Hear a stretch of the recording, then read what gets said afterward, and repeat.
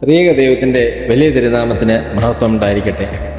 ഭാഗ്യവചനധാര എന്ന നമ്മുടെ പ്രോഗ്രാമിലേക്ക് എല്ലാവർക്കും സ്വാഗതം. ഇന്ന് ധ്യാനത്തിനായി ഞാൻ തിരഞ്ഞെടുത്തിരിക്കുന്ന വേദഭാഗം 15-ാം സങ്കീർത്തനമാണ്.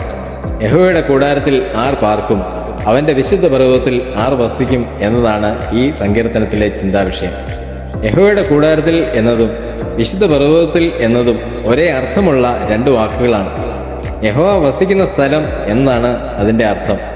ചുരുക്കത്തിൽ ദൈവത്തോട് കൂടെ വസിക്കുവാനുള്ള യോഗ്യത ആർക്കാണ് എന്നതാണ് ഈ സങ്കീർത്തനം ചർച്ച ചെയ്യുന്ന വിഷയം. 10 കൂട്ടം യോഗ്യതകൾ ഈ സങ്കീർത്തനത്തിൽ തന്നെ അതിനുവേണ്ടി പറയുന്നുണ്ട്. അത് വീണ്ടും ആവർത്തിച്ചിവിടെ പറയുവാൻ ഞാൻ ആഗ്രഹിക്കുന്നില്ല. എന്നാൽ ദൈവത്തോട് കൂടെ കൂടാരത്തിലോ പർവ്വതത്തിലോ വസിച്ച ചിലർ അനുഭവിച്ച സൗഭാഗ്യങ്ങളെക്കുറിച്ച് ചിന്തിക്കുവാനാണ് ഈ സന്ദേശത്തിൽ ഞാൻ ആഗ്രഹിക്കുന്നത്. 1. 84-ാം സങ്കീർത്തനത്തിൽ സങ്കീർത്തനക്കാരൻ ദൈവത്തോട് ചേർന്ന് വസിക്കുന്നതിൻ്റെ സൗഭാഗ്യത്തെക്കുറിച്ച് വർണ്ണിക്കുന്നു. സൈന്യങ്ങളുടെ യഹോവേ, തിരുനിവാസം എത്ര മനോഹരം! എൻ്റെ ഉള്ളം യഹോവയുടെ പ്രകാരങ്ങളെ വാഞ്ചിച്ച് മോഹിച്ചു പോകുന്നു. തിരുനിവാസം എന്നത് യഹോവയുടെ കൂടാരമാണല്ലോ. അത് കാണുമ്പോൾ തന്നെ ഹൃദയം അവിടെ സ്ഥിരമായി വസിക്കുവാനുള്ള ആഗ്രഹത്താൽ വാഞ്ചിച്ച് മോഹിച്ചു പോകുന്നു എന്ന് പറയുന്നു. അതിന് കാരണമായി സങ്കീർത്തനക്കാരൻ പറയുന്നത് അവർ നിത്യം യഹോവയെ സ്തുതിച്ചുകൊണ്ടിരിക്കും എന്നാണ്. എപ്പോഴും ദൈവത്തെ സ്തുതിക്കുവാനും ആരാധിക്കുവാനും അവസരം ലഭിക്കുന്നതാണ് കൂടാരത്തിൽ ദൈവത്തോട് ചേർന്ന് വസിക്കുന്നതിൻ്റെ ഒന്നാമത്തെ സൗഭാഗ്യം. അതുകൊണ്ടാണ് സങ്കീർത്തനത്തിൽ ദൈവഭവനത്തിൽ വസിക്കുന്ന ഒരു ദിവസം വേറെ 1000 ദിവസത്തേക്കാൾ ശ്രേഷ്ഠം എന്നും അവിടെ വാതിൽക്കാരനെങ്കിലും ആയിരിക്കുവാൻ ഞാൻ ഇഷ്ടപ്പെടുന്നു എന്ന് പറഞ്ഞിരിക്കുന്നത്. 2. മോറിയ മലയുടെ മുകളിൽ അബ്രഹാമിൻ്റെ അനുഭവമാണ്. ദൈവഹിതത്തിന് പരിപൂർണമായി വിധേയപ്പെട്ടും ദൈവത്തെ പരിപൂർണമായി അനുസരിച്ചും യാത്ര ചെയ്യുന്നവർ എത്തിച്ചേരുന്ന സ്ഥലമാണ് മോറിയ മലമുകൾ. അവിടെ സ്വന്തം മകനെ ബലി കഴിക്കുവാനാണ് ദൈവം പറയുന്നത്. എങ്കിലും മാറാതെ അത് നിറവേറ്റുവാനായി പോകുന്ന പിതാവായ അബ്രഹാമിനെ ആണ് നാം കാണുന്നത്. ആ മലമുകളിൽ ദൈവത്തോട് ചേർന്ന് നിന്നപ്പോൾ ദൈവശബ്ദം അവൻ കേൾക്കുവാനുള്ള ഭാഗ്യം ലഭിക്കുന്നു. തൻ്റെ മകനായ ഇസ്ഹാക്കിന് പകരം ബലി കഴിക്കുവാൻ കുഞ്ഞാടിനെ ലഭിക്കുന്നു. എത്ര വലിയ അനുഗ്രഹമാണ് അവിടെ നടക്കുന്നത്! വിശ്വാസികളുടെ പിതാവായി അബ്രഹാം ഉയർന്നത് ദൈവത്തോട് ചേർന്ന് തൻ്റെ ജീവിതം നയിച്ചതുകൊണ്ടാണ്. 3. സക്കറിയ പുരോഹിതൻ്റെ ദേവാലയത്തിലെ ബലിയർപ്പണ സമയത്താണ് ദൈവദൂതനെ ദർശിക്കുന്നത്. ഇതും ഒരു കൂടാരത്തിൽ ദൈവത്തോട് ചേർന്ന് നിന്ന സമയമാണല്ലോ.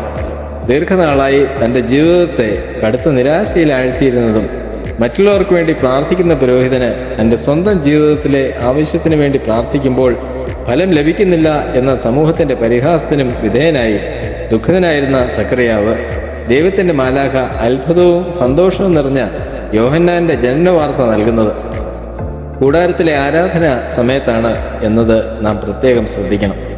ദൈവത്തോട് ചേർന്ന് നിൽക്കുമ്പോൾ ലഭിക്കുന്ന അനുഗ്രഹ സമൃദ്ധിയാണ് ഇവിടെയും നാം കാണുന്നത്. 4. നോഹയുടെ പെട്ടകം ഒരു കൂടാരമായിട്ടാണല്ലോ പിതാക്കന്മാർ പഠിപ്പിക്കുന്നത്.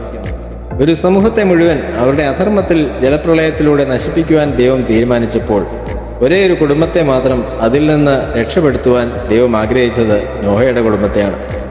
കാരണം അവൻ ദൈവത്തെ അനുസരിച്ച് ദൈവത്തോട് ചേർന്ന് നടന്നു എന്നതാണ്.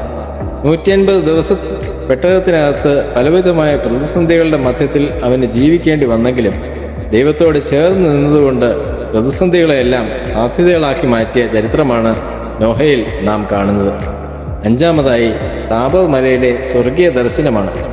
ഇതും ഒരു പർവ്വതത്തിൻ്റെ മുകളിൽ ഉള്ള അനുഭവമാണല്ലോ. പത്രോസും യാക്കോബും യോഹന്നാനും കർത്താവിനോട് ചേർന്ന് താബോർ മലയിലെത്തി പ്രാർത്ഥന നടത്തിക്കൊണ്ടിരിക്കുമ്പോൾ വലിയ വെളിച്ചം അവിടെ പ്രകാശിതമാകുന്നു. മേഘം അവരുടെ മേൽ നിഴലിക്കുന്നു. സ്വർഗത്തിൽ നിന്ന് അവർ ശബ്ദം കേൾക്കുന്നു. നൂറ്റാണ്ടുകൾക്ക് മുമ്പ് വാങ്ങിപ്പോയ മോശയും ഏലിയാവിനെയും അവർ ദർശിക്കുന്നു. വിവരിക്കുവാനോ വർണ്ണിക്കുവാനോ കഴിയാത്ത വലിയൊരു അനുഭവം അവിടെ അവർക്കുണ്ടാകുന്നു. നമുക്കിവിടെ ഈ സ്വർഗീയ അനുഭവത്തിൽ തന്നെ ഇരിക്കാം, ഇനി താഴേക്ക് പോവേണ്ട എന്ന് പത്രോസ് കർത്താവിനോട് പറയുന്ന ശ്രേഷ്ഠമായ അനുഭവമാണ് അവിടെ നടന്നത്. ഇത് സ്വർഗം തന്നെ ഭൂമിയിലേക്ക് ഇറങ്ങി വന്ന അനുഭവമാണ്. ദൈവത്തോട് ചേർന്ന് നടക്കുന്നവർക്ക് ലഭിക്കുന്ന അനിർവചനീയമായ സ്വർഗീയ സുഖമാണ് നാം ഇവിടെ കാണുന്നത്. യഹോവേ, നിന്റെ കൂടാരത്തിൽ ആർ പാർക്കും, നിന്റെ വിശുദ്ധ പർവ്വതത്തിൽ ആർ വസിക്കും എന്ന ചോദ്യത്തിന് ഉത്തരമായിട്ട് കൂടാരത്തിലും പർവ്വതത്തിലും ദൈവത്തോട് ചേർന്ന് വസിച്ച 5 അനുഭവങ്ങളാണ് നാം ചിന്തിച്ചത്. യഥാർത്ഥത്തിൽ ദൈവത്തിൻ്റെ കൂടാരം നാം ഓരോരുത്തരുടെയും ഹൃദയങ്ങൾ തന്നെയാണ്. അവിടെ സ്നേഹവും കരുണയും വിനയവും ആർദ്രതയും നാം നിറയ്ക്കുമ്പോൾ വലിയ വെളിച്ചം ഉദിക്കും. ആ വെളിച്ചം തന്നെയാണ് ദൈവം. ആ ദൈവത്തോട് ചേർന്ന് സഞ്ചരിക്കുമ്പോൾ നാം ദൈവത്തിൻ്റെ കൂടാരത്തിലും ദൈവത്തിൻ്റെ പർവ്വതത്തിലും ആണെന്ന് തിരിച്ചറിയുക. അവിടെ മുകളിൽ വിവരിച്ച അനുഗ്രഹങ്ങൾ അനുഭവിച്ച് ആത്മനിറവിൽ ജീവിക്കുവാൻ നമുക്ക് സാധിക്കും.